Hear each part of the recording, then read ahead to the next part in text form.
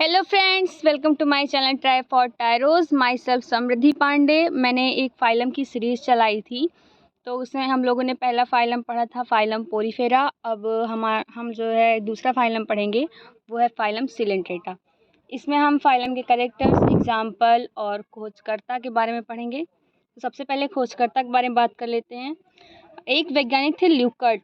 ल्यूकर्ट ने इस संघ को सबसे पहले मुहरबंद कहा था और इस संघ की स्थापना जो है उन्होंने 1847 ईस्वी में की थी। दूसरे नंबर पर एक वैज्ञानिक आते हैं हेरचेक। हेरचेक ने 1878 ईस्वी में इस संघ का नाम नाइडेरिया रखा। नाइडेरिया क्यों रखा? क्योंकि सिलेंट्रेटा को ही हम एक अदर नाम से जानते हैं, नाइडेरिया या फिर निडेरिया। नाइडेरिया का जो अर्थ होता है उसे ग्रीक नाइड मतलब बिछुआ कहते हैं। इसे नाइडेरिया क्यों कहते हैं? क्योंकि इनमें दंशिका पाई जाती है, जिसे नाइडोब्लास्ट या फिर निमेटोब्लास्ट कहते हैं। तो ये थे हमारे कुछ खोजकर्ता। अब हम इनके कैरेक्टर्स के बारे में बात कर लेते हैं। इन प्राणियों में जो इस संघ के जो प्राणी होते हैं उनमें आंथ्री इनके शरीर की एक मात्र होता है, इसलिए इन्हें सिलेंट्रेटा कहते हैं। दूसरे नंबर पर आ जाता है, इस संघ के जो सभी सदस्य होते हैं वो प्रायः समुद्री होते हैं, लेकिन अपवाद स्वरूप जो हाइड्रा होता है वो समुद्री जल में नहीं पाया जाता है। इस संघ के जो जंतु होते हैं वो मल्टीसेलुलर होते हैं और डिप्लोब्लास्टिक होते हैं। डिप्लोब्लास्टिक मतलब द्विकोरिक होते हैं। जो इस संघ के जंतु होते हैं वो अकेले होते हैं, मतलब अकेले में रहते हैं।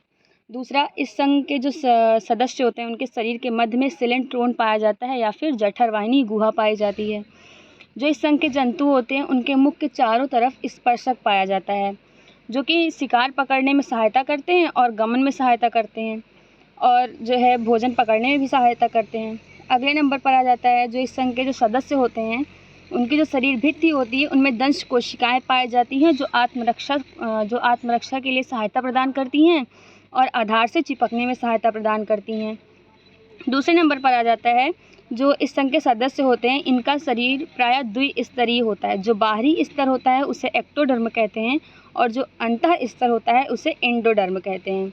जो इस संघ के सदस्य होते हैं उनमें द्विरूपता पाई जाती है, मतलब पॉलिप और मेडूसा दो अलग अलग स्तर आते हैं इनमें, तो अलग अलग रूप आता है इसमें। जो पॉलिप होता है उसमें अलैंगिक जनन द्वारा मेडुला प्राप्त होता है और जो मेडूसा प्राप्त होता है उसमें लैंगिक जनन द्वारा पॉलिप प्राप्त होता है।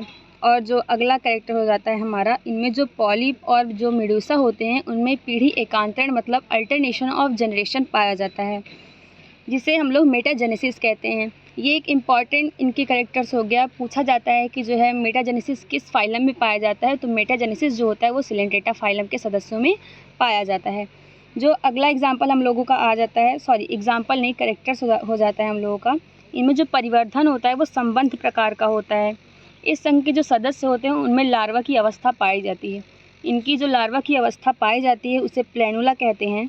और जो दूसरा कैरेक्टर आ जाता है हम लोग का, वो इस संघ के जो मेंबर होते हैं वो यूनिसेक्सुअल और बाइसेक्सुअल दोनों होते हैं।